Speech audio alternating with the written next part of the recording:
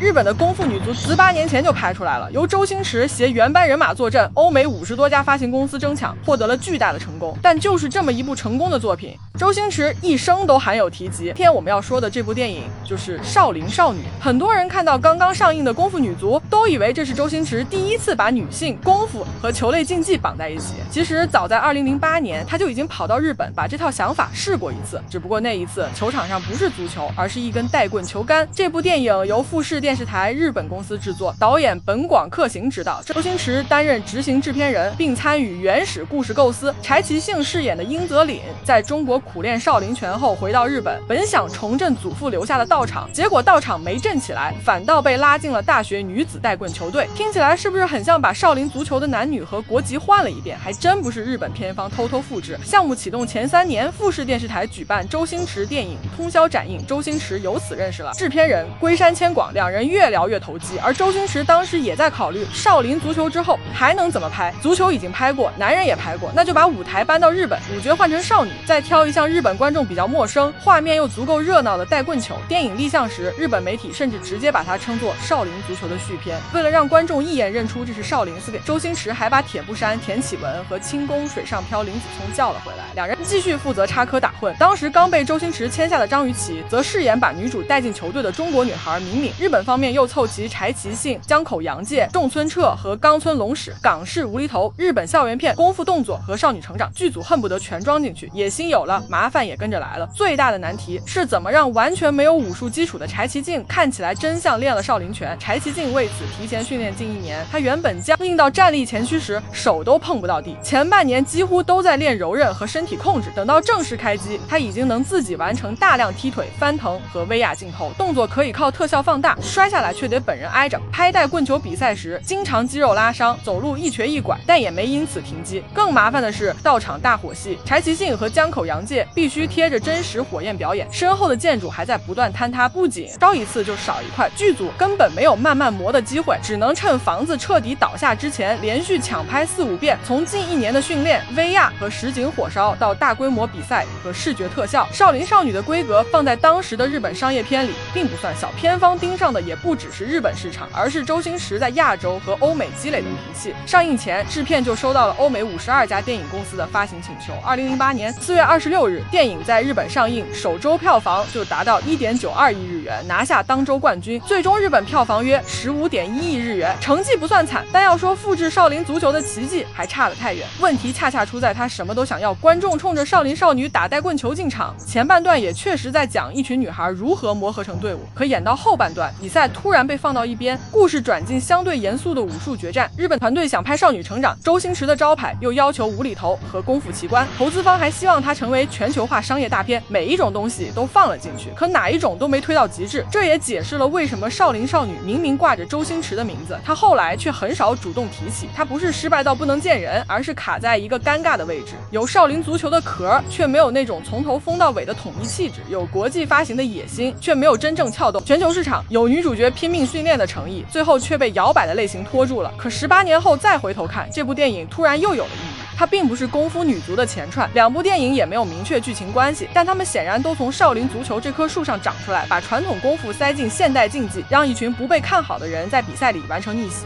更有意思的是，当年在少林少女里继续扮演轻功水上漂的林子聪，18年后已经成了功夫女足的联合导演。周星驰当年没有在日本完成的那场女性足球实验，兜兜转转，最后还是跟老搭档接着往下拍。当年他把少林功夫交给日本少女，让他们拿起长曲棍球杆，18年后他又亲自回到足球场，让一群女人接过了少林足球留下的那颗球。所以少林少女真正特别的地方，不是他提前预言了功夫女足，而是它像是一张被周星驰收进抽屉的草稿。